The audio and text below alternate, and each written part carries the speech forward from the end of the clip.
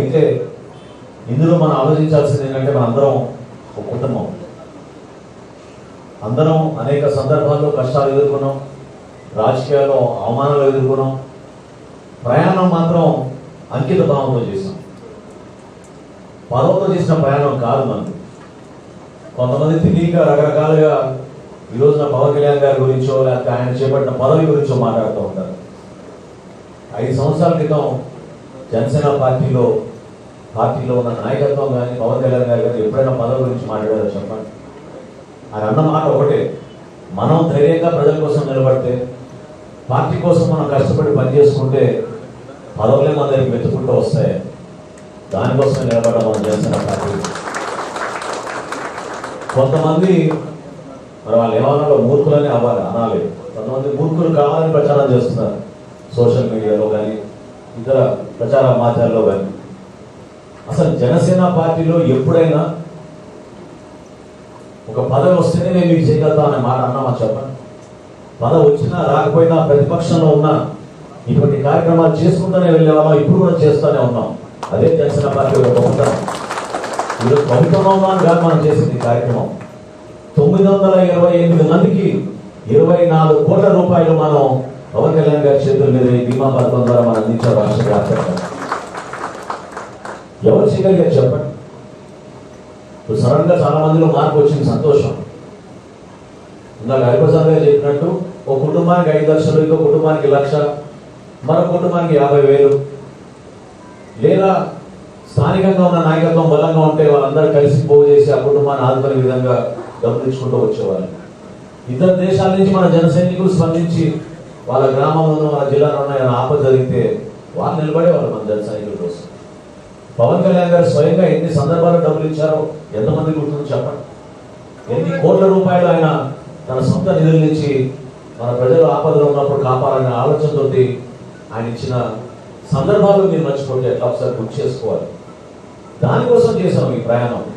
నిజాయితీగా, నిబద్ధతతోటి రాజకీయాల్లో ఒక మార్పు రావాలి, పదవుల కోసం కాదు, విలువలతో కూడిన రాజకీయాలు చేయాలనే ఆలోచనతో మనం జనసేన పార్టీలో కష్టపడి పనిచేసాం. అదే మన గొప్పతనం. ఎందుకంటున్నానంటే ఈ రోజు చేసి ఎవరైతే విమర్శలు చేస్తున్నారో, ఈ రోజు ఎవరైతే చిచ్చులు పెట్టాలని ప్రయత్నం చేస్తున్నారో మీరందరూ కూడా గుర్తుపెట్టుకోవాలి. పవన్ కళ్యాణ్ గారు ఏ రోజు కూడా ఒక పదవి కోసం ఆయన ఆశించలేదు. నిజాయితీగా, నిర్భయంగా సమస్యలపైన ప్రజల పక్షాన రాష్ట్ర అభివృద్ధి కోసం ఆయన నిలబడ్డారు. 2014లో విభజన జరిగినప్పుడు, రాష్ట్రం విడిపోయినప్పుడు మన ప్రజలు ఏమైపోతారనే బాధతోటి, ఆవేదనతోటి ఆ రోజు జనసేన పార్టీని స్థాపించారు ఆయన. ఆ రోజు నుంచి కూడా ప్రతిరోజు సమస్య లేదు మన రాష్ట్రంలో. ఈరోజు మనందరం కూడా గుర్తుపెట్టుకోవాల్సింది, మన జాతి నిర్మాణం, మన దేశ నిర్మాణం ఎంత కష్టమైన పరిస్థితులు జరిగిందో ఒకసారి తెలుసుకోవాలి. ఆ రోజు స్వాతంత్రం వచ్చిన తర్వాత మనకు ఒక రాజ్యాంగం లేదు. రాజ్యాంగ నిర్మాణం కోసం కాన్స్టిట్యూంట్ అసెంబ్లీ అప్పుడు ఫామ్ చేసినప్పుడు 3 సంవత్సరాలు చర్చించారు.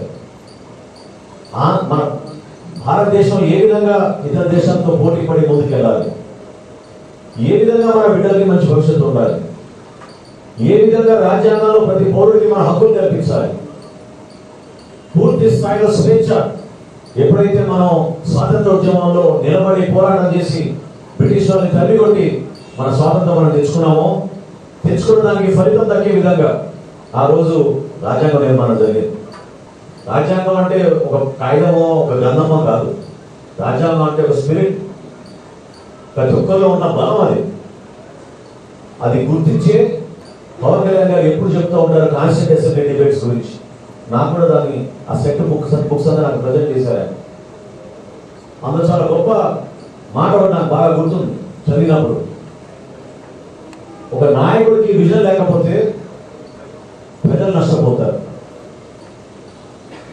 దేశం నష్టపోతుంది. మీలో ఒక మార్పు రావాలని, మిమ్మల్ని అందరినీ చైతన్యవంతం చేయాలని, ఏ విధంగా దుర్మార్గంగా పరిపాలిస్తున్న జగన్మోహన్ రెడ్డి గారి పరిపాలన ద్వారా రాష్ట్రానికి ఎంత నష్టం జరుగుతుందో దానిపైన గత 5 సంవత్సరాలు జనసేన చేసిన పోరాటం మీరు ఎవరు కూడా మర్చిపోబాకండి. సమస్యలపై నిలబడ్డాం. ఎక్కడ ఏ పరిస్థితిలో కూడా రాజీ